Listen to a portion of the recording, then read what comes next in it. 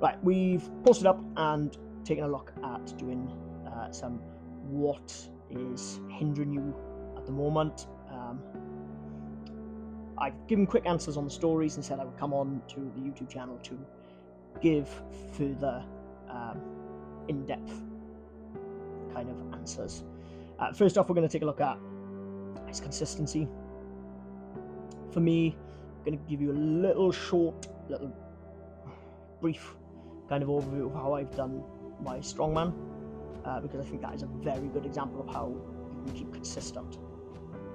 So I first did strongman in 2021, went to a novice beginners comp, thoroughly enjoyed it, but weight category I would have fallen into got discontinued from the federations that were offering it because there wasn't the interest in it. It took a couple of years where I just trained. In 2024, I happened to find a competition I was interested in that again was like a beginner novice comp. Went and did it and really enjoyed going back to it. At the same time, the UKNS, which is the federation I competed in, now actually put an under 72s competition back on because there was a bit of noise drumming up England way for a lighter category. From that, I then went last year and took second in Wales. I then went up to Four Nations, which is slightly different to a UK's, and won Four Nations. And then this year, I have just gone and won Wales under 72 kilos, and looking to do what I'm going on to next. How does this relate to consistency? So there was a very big gap between 21 and 24 when I was competing. I didn't think there was going to be a federation where I could go back to competing in my own weight category. It was, do I get a lot bigger and compete? But I knew I didn't want to go bigger because I wanted to improve as an athlete, not just be the biggest in a category or in the bigger category. I wanted to improve as an athlete. For me, it meant 4 years of consistency, learning how to be better on the yoke, how to be better on the log press, on an axle, realizing that my grip was really not there, and starting to work on improving grip strength. I didn't actually think I was going to find competition or go back to competing at certain points. All I knew is that something I did enjoy doing were strongman events. Finding out they started making noise about a smaller federation doing an under 70s comp did then make me think, fantastic, there is a chance I may be able to go back to competing. I then did go back when they opened up in another one, which was the UKNS. I then was able to go back competing. Even though it hasn't been easy to go back competing, because competing against people for the first time of my own weight really gave me an eye-opener of where I stood, not where I thought I stood.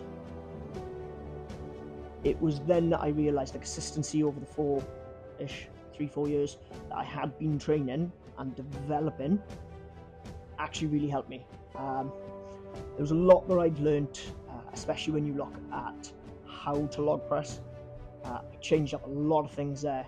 My axle changed up massively. I went from push pressing to split jerk, lots of things like that.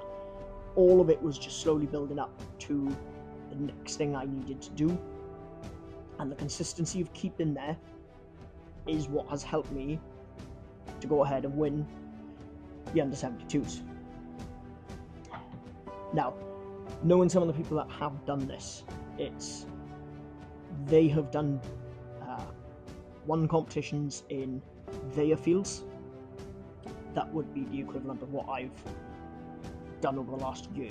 Now, when I won the Four Nations, it gave me my place for this year's UKs, and personally I didn't think I was going to win. I won, and I thought, I don't need to do anything else to prove that I've enjoyed this sport and that I was okay and decent in the sport. Now, that for me, I think is relating to some people that are saying that they're struggling with consistency, because I've seen what they've done previously, and I'm guessing a lot of the staying consistent is coming from not knowing what to do next. Sometimes it's about just going to the gym and building, even if you don't have a specific goal of a next competition or anything like that. Because when I finished the Four Nations, I didn't think I was going to come back this year and compete. It was from people around me and people I met at competitions that really did encourage me to come back and to keep competing.